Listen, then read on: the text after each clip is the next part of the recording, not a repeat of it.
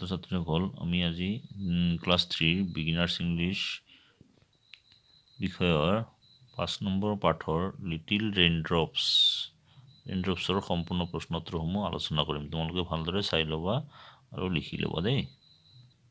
পাঠৰ 1 নম্বৰ প্ৰশ্নত আছে, প্ৰথম প্ৰশ্নটো হ'ল লেটছ প্ৰেক্টিছ ৰাইমিং ৱৰ্ডছ। তাৰমানে একে উচ্চাৰণ থকা শব্দবিলাক চৰ্চা কৰোঁ আহা। Listen to the first 2 words in each row and find another one from the box. প্ৰথম দুটা শব্দ প্ৰত্যেকটো লাইনৰ শাৰীৰ পৰা নিজে নিজে ভালদৰে শুনি লোৱা আৰু দ্বিতীয় শব্দটো আনটো শব্দ বাকচৰ পৰা ওচৰত দি বাকচৰ পৰা লিখি লোৱা।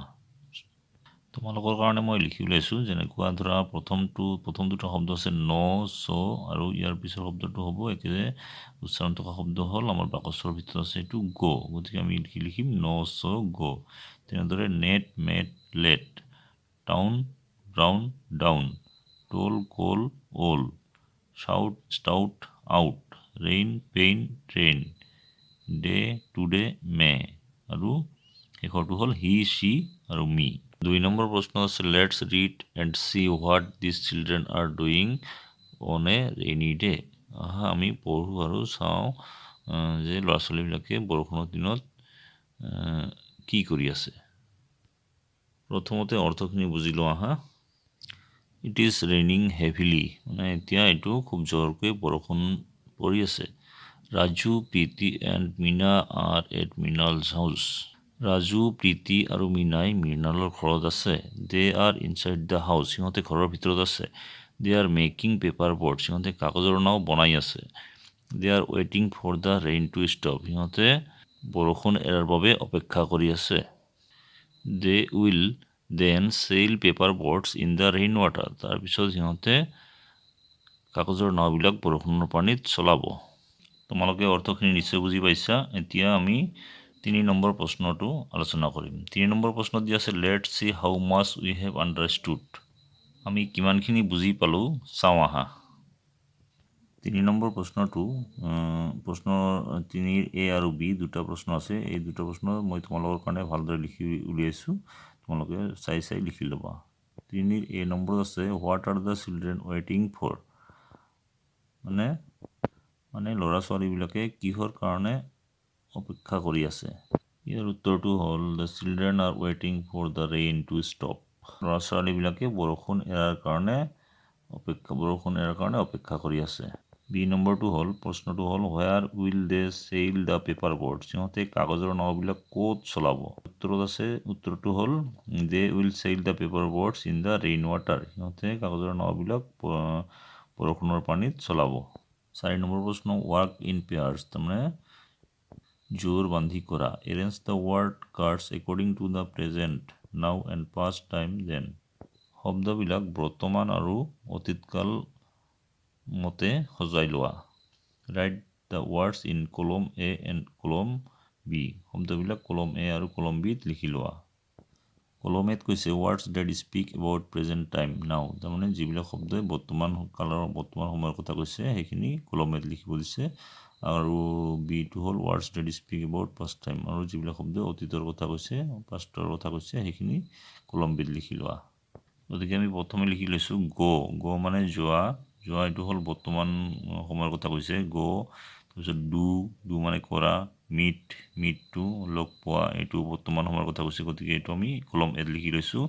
তাৰপিছত আৰু আছে আৰ, আৰ আৰু মেক মানে বনোৱা, এইখিনি বৰ্তমানৰ কথা কৈছে, এইকেইটা আমি লিখি লৈছোঁ। তাৰপিছত ইয়াৰ পাষ্টৰ কথা পাষ্টৰ অৰ্থ বুজোৱা শব্দকেইটা হ'ল গ'ৰ অপজিটত লিখিছোঁ আমি ৱেণ্ট, আৰু ডুৰ অপজিটত লিখিছোঁ ডিড। তাৰপিছত ডিডটো আছে, মিটৰ অপজিটত মেড, আৰ ৱেৰ, মেড, তেনেদৰে লিখি উলিয়াইছোঁ। গতিকে তোমালোকে ভালদৰে মিলাই ল'বা, লিখি ল'বা। ইয়াৰ পিছত 5 নম্বৰ প্ৰশ্নটো চাওঁ আহা। When Raju came home late, ৰাজুৱে যেতিয়া ঘৰত দেৰিকৈ আহিছিল, his mother asked him a few questions, তাৰ মাকে তাক কিছুমান প্ৰশ্ন সুধিছিল। Read what Raju said, আৰু পঢ়া, ৰাজুৱে কি কৈছিল এইখিনি পঢ়া। Now complete the questions that Raju's mother asked, এতিয়া ৰাজুৰ মাকে কি প্ৰশ্ন সুধিছিল ৰাজুৰ সেইখিনি তোমালোকে সম্পূৰ্ণ কৰা। You can choose words from the box, তুমি বাকচৰ পৰা শব্দবিলাক বাছি ল'ব পাৰা। 1 is done for you, এটা তোমাৰ কাৰণে কৰি দিয়া আছে। মাদাৰে মানে ৰাজুৰ মাকে সুধিছিল হোৱেৰ ডিড ইউ গ' তাৰমানে তুমি ক'ত গৈছিলা ৰাজুৱে উত্তৰ দিছিলে আই ৱেণ্ট টু মৃণালছ হাউচ ৰাজুৱে উত্তৰ দিছিলে মই মৃণালৰ ঘৰলৈ গৈছিলোঁ তাৰপিছত মাকে আকৌ সুধিছে whom did you does there ইয়াতে বাকচত দিয়া আছে চোৱা মেট মিট আৰু মেট আমাৰ ইয়াতে ডিড আছে গতিকে এইকাৰণে আমি ভাৰ্বটো আমি মিট লিখিম সেইকাৰণে আমি লিখিছোঁ মিট তাৰমানে হোম ডিড ইউ মিট দিয়া তুমি তাত কাক লগ পাইছিলা ৰাজুৱে উত্তৰ দিছিল Raju I met Priti Meena and Mrinal মই প্ৰীতি মীনা আৰু মৃণালক লগ পাইছিলোঁ মাকে আকৌ সুধিছে mother what did you does there did এইটো ইয়াতো ডিড আছে গতিকে আমি ভাৰ্বটো বাকচৰ পৰা লৈছোঁ ডু এইটো প্ৰেজেণ্ট ফৰ্মত আহিব বৰ্তমান সময়ত আহিব গতিকে এইটো ডু বুলি লিখিম তোমালোকে ভালদৰে পিছত টেন্সৰ সম্বন্ধে গম পাবা ডাঙৰ ক্লাছত ঠিক আছে তুমি তাত কি কৰিছিলা ৰাজুৱে উত্তৰ দিছিল উই মেড পেপাৰ বৰ্ডছ আমি কাগজৰ নাও বনাইছিলোঁ ঠিক আছে 6a let's read and find what Preeti likes to do in the rainy season আহা আমি পঢ়ি চাওঁ আৰু বিচাৰি উলিয়াওঁ যে প্ৰীতিয়ে বৰষুণৰ দিনত কি কি কাম কৰি ভাল পায় তলত কেইটামান ছবি দিয়া আছে এইকেইটা চাই পেলাই আমি ক'ব লাগিব প্ৰীতিয়ে বৰষুণৰ দিনত ৰেইনি ছিজনত বৰষুণৰ বতৰত কি কৰি ভাল পায় প্ৰথম ছবিটোত আছে Preeti likes to sail paper boats তাৰমানে প্ৰীতিয়ে কাগজৰ নাও চলাই ভাল পায় তাৰপিছৰ ছবিটোত আছে Preeti likes to walk in the rain with an umbrella প্ৰীতিয়ে ছাতি লৈ বৰষুণত খোজকাঢ়ি ভাল পায় তাৰপিছৰটো আছে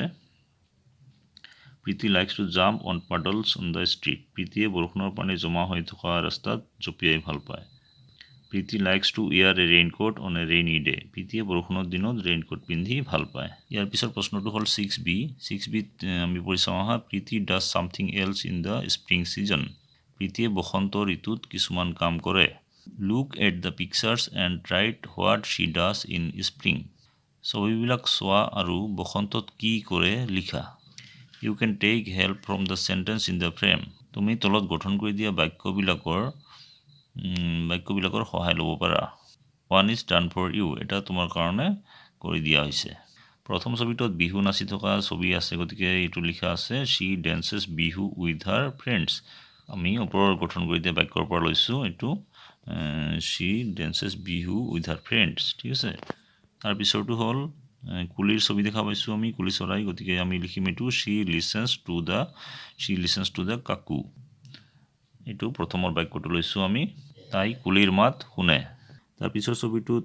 কপৌ ফুল আছে খোপাত গুজি লোৱা আছে গতিকে আমি কি লিখিম এইটো শ্বি ৱেয়াৰ্ছ কপৌ ফ্লাৱাৰ্ছ অন হাৰ বান এইটো ওপৰত দিয়া বাক্য গঠন কৰি দিয়া বাক্যটোৰ পৰা লৈছোঁ আমি 2 নম্বৰটো ঠিক আছে তাৰমানে এইটোৰ অৰ্থ তাইৰ খোপাত কপৌ ফুল পিন্ধে তাৰপিছৰ ছবিটোত আমি লিখিম she likes to look at new green leaves তাই সেউজীয়া কুঁহিপাতবিলাক চাই ভাল পায় number 7 here are some things we do in winter and summer ইয়াত কিছুমান বস্তু আছে আমি যিবিলাক শীতৰ দিনত আৰু গ্ৰীষ্মৰ দিনত গৰমৰ দিনত কৰোঁ choose the right words from the box and fill in the blanks শুদ্ধ উত্তৰবিলাক বাছি লোৱা আৰু খালী ঠাইবিলাক পূৰণ কৰা প্ৰথম কলমত দিয়া এইটো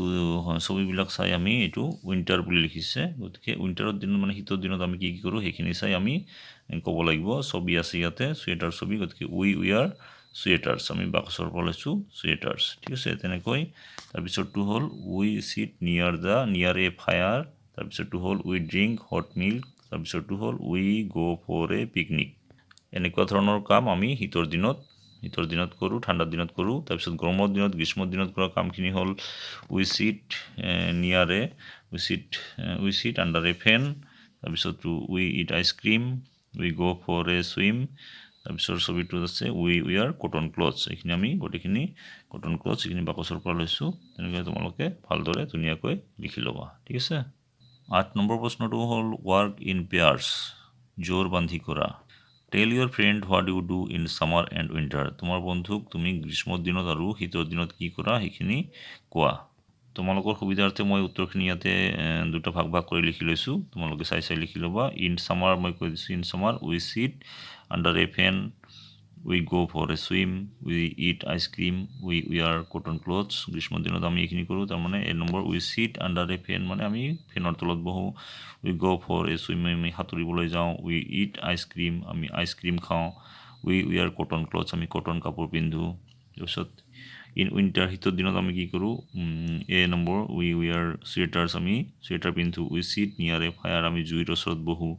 তাৰপিছত চি নম্বৰ উই ড্ৰিংক হট মিল্ক আমি তো গৰম গাখীৰ খাওঁ তাৰপিছত আছে উই গ' ফৰ পিকনিক আমি পিকনিক খাবলৈ যাওঁ আমি শীতৰ দিনত এইবিলাক কাম কৰোঁ গতিকে তোমালোকে দুটা ভালদৰে লিখি ল'বা ধুনীয়াকৈ লিখি ল'বা তাৰপিছৰ প্ৰশ্নটো আহিছোঁ read what is written in the clouds মানে মেঘৰ মাজত কি কি শব্দ লিখা আছে সেইখিনি পঢ়া these are a few things that remind us of winter ইয়াত এইবিলাক কিছুমান শব্দ আছে ইয়াতে কিছুমান শব্দ আছে যিবিলাকে আমাক শীতৰ কথা মনত পেলাই দিয়ে now write answers to the questions with the help of this এতিয়া এই শব্দবিলাকৰ সহায়ত তলৰ প্ৰশ্নবিলাকৰ উত্তৰ লিখা one is done for you এটা তোমালোকৰ কাৰণে কৰি দিয়া আছে প্ৰথমতে আমি পঢ়ি চাওঁ আহা মেঘৰ ভিতৰত ক্লাউডছৰ ভিতৰত কি কি শব্দ দিয়া আছে চুৱেটাৰ ফৰ এ পিকনিক নিয়াৰ দ্য ফায়াৰ আৰু হট মিল্ক এতিয়া প্ৰশ্নবিলাক পঢ়ি চাওঁ নম্বৰ এ আছে হোৱাট ডু ইউ উইয়াৰ মানে তুমি কি পিন্ধা উই উইয়াৰ চুৱেটাৰ্ছ আমি চুৱেটাৰ পিন্ধো শীতৰ দিনত উইণ্টাৰ ছিজনত তাৰপিছত হ'ল হোৱাট ডু চিলড্ৰেন ড্ৰিংক ল'ৰা ছোৱালীবিলাকে কি খায় চিলড্ৰেন ড্ৰিংক হট মিল্ক ল'ৰা ছোৱালীবিলাকে গৰম গাখীৰ খায় number C what do we do in winter আমি শীতৰ দিনত কি কৰোঁ in winter we go' for a picnic আমি পিকনিক বনভোজ খাবলৈ যাওঁ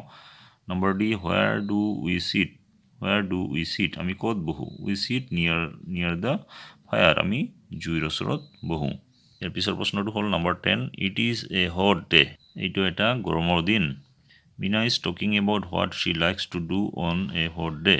মিনাই গৰমৰ দিনত কি ভাল পায় সেই বিষয়ে কৈ আছে look at the pictures and write in the bubbles what Meena does তলৰ ছবিকেইখনলৈ চোৱা আৰু ফুটবিলাকত মিনাই কি কৰে লিখা আমাৰ প্ৰথম ছবিটোত লিখি দিয়া আছে সাঁতুৰি আছে গতিকে আই গ' ফৰ ছুইম এইটো লিখি দিয়া আছে তাৰপিছতটোত মিনাই ফেনৰ তলত বহি আছে গতিকে আমি কি লিখিম ইয়াতে I sit under a fan তাৰপিছতটো আইচক্ৰীম খাই আছে মিনাই গতিকে আমি কি লিখিম I eat ice cream number 11 did you know' there is one more season called autumn তোমালোকে অটম বুলি আৰু এটা ঋতু আছে বুলি গম পাইছানে অটম মানে শৰৎ ঋতু match the pictures with the seasons ছবিবিলাক ঋতুবিলাকৰ লগত মিলাই লোৱা one is done for you এটা তোমালোকৰ কাৰণে কৰি দিয়া আছে ইয়াতে ছবি কিছুমান আছে এইখিনি আমি মিলাই ল'ব লাগে আমাক ইয়াত এইটো ছবিৰ লগত মিলাই দিছে এইটো উই ভিজিট ৰাইপ পেৰি ফিল্ড তাৰমানে আমি পকা ধাননি পথাৰ ভিজিট কৰোঁ যখন চাবলৈ যাওঁ এইটো কি হয় আমাৰ অটম ঋতুত অৰ্থাৎ শৰৎ ঋতুত আমি এইটো চাবলৈ যাওঁ তাৰপিছতখিনি আমি মিলাই লৈছোঁ ওপৰৰ ছবিটো চুৱেটাৰ আছে উই উইয়াৰ চুৱেটাৰ আমি কেতিয়া পিন্ধো উইণ্টাৰ অৰ্থাৎ শীতৰ দিনত আমি চুৱেটাৰ পিন্ধো তাৰপিছতটো আছে উই ইট আইচক্ৰীম আমি এইটো ছামাৰ অৰ্থাৎ গ্ৰীষ্মৰ দিনত আমি আইচক্ৰীম খাওঁ তাৰপিছতটো হ'ল উই ৱাচ বিহু নৃত্য আমি উপভোগ কৰোঁ কেতিয়া চাওঁ স্প্ৰিং ছিজন মানে বসন্ত ঋতুত আমি বিহু নৃত্য চাওঁ মৰমৰ ছাত্ৰ ছাত্ৰীসকল আমি এইটো ভিডিঅ'ত 11 নম্বৰলৈকে পাঠৰ 11 নম্বৰ প্ৰশ্নলৈকে আলোচনা কৰিলোঁ ইয়াৰ পিছৰ 12 নম্বৰৰ পৰা প্ৰশ্ন উত্তৰসমূহ আমি ইয়াৰ পিছৰ পৰৱৰ্তী ভিডিঅ'ত আলোচনা কৰিম তোমালোকে চাই ল'বা আৰু যদি মোৰ ভিডিঅ'টো ভাল লাগিছে তোমালোকে লাইক কৰিবা কমেণ্ট কৰিবা আৰু ছাবস্ক্ৰাইব কৰিবলৈ নাপাহৰিবা দেই ঠিক আছে